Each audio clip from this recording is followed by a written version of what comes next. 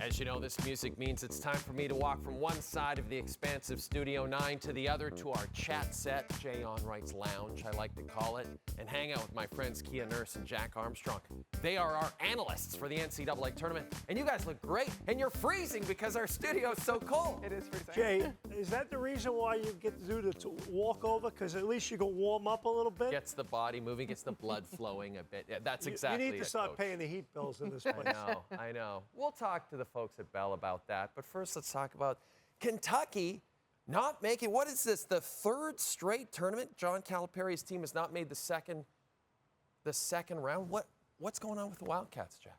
I think they hang their hat way too much on their talent and not enough on the things that really matter to try to win games. And that game, Jay, was clearly a clinic that Oakland put on, Kia, in terms of just getting the right shots and playing together, playing as a team. And Kentucky just a lot of self-inflicted mistakes. And I mean, it's no surprise that Kentucky is not the best defensive team. They came into this tournament and everybody knew that they wanted to outscore you.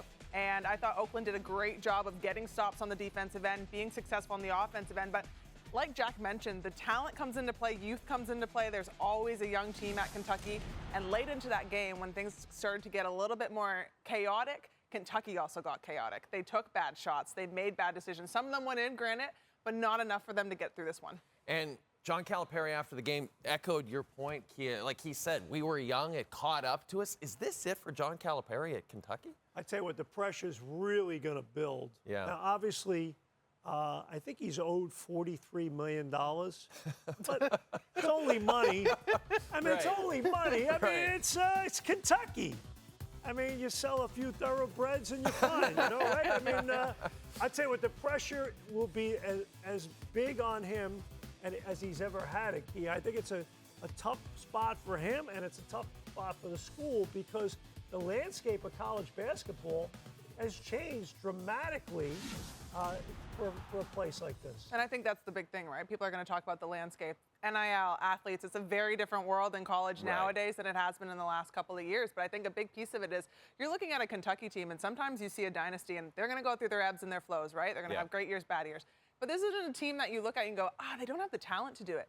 They full on have the talent to be able to be successful. And so some of that is the fact that, you know, these are players on the floor. They have to be more accountable for what they're doing and what they're putting out there. But the coaching staff also has to put them in positions to be successful. And that's where the double-edged sword comes through. You guys have to be happy for Greg Campy, though, right? 1984, he's been coaching there 40 years. Yeah. That's incredible. And what a big win for him. That's so cool. His team put on a clinic. Yeah. I mean, yeah, they let's put talk on a about clinic, that. and it was just remarkable to watch the quality shots they got. And, you know, to me, I think you look at Jack Goldkey. He was amazing. What did he make? 10 threes tonight. In a lot of different ways, their deployment tonight was tremendous, Kia. And you talk about a program, right, and being built around a guy who's been there for 40 years. There's standards in there. And Jack has mentioned it before and when we've been speaking about it. It's about how much of a team that this Oakland team is. They play together. No matter how many runs Kentucky made in this game, it didn't matter. They set great screens for one another so that your best shooter, who's got the greenest light on the planet, can have some time and space to knock that down. And so those little things come into play, especially in March, when it's going to be chaotic, when the atmosphere is going to be most likely against you, or you're going to be the underdog in those situations. That team atmosphere and how they play together gives them an opportunity to win games. And look, if this is the pro level, 2 out of 3, 3 out of 5, 4 out of 7, Kentucky wins. Absolutely. But the difference is in that one-game season, this is the beauty of this event. It's the best tournament for that very reason, right? that night, you better get it done, and you better be prepared. And a lot of times we see it every year. First round, you'll get a few teams that come in and they kind of sleep on their opponent. Yeah. That's what happens. It's going to be an interesting offseason. We came in here, though, eyes wide open.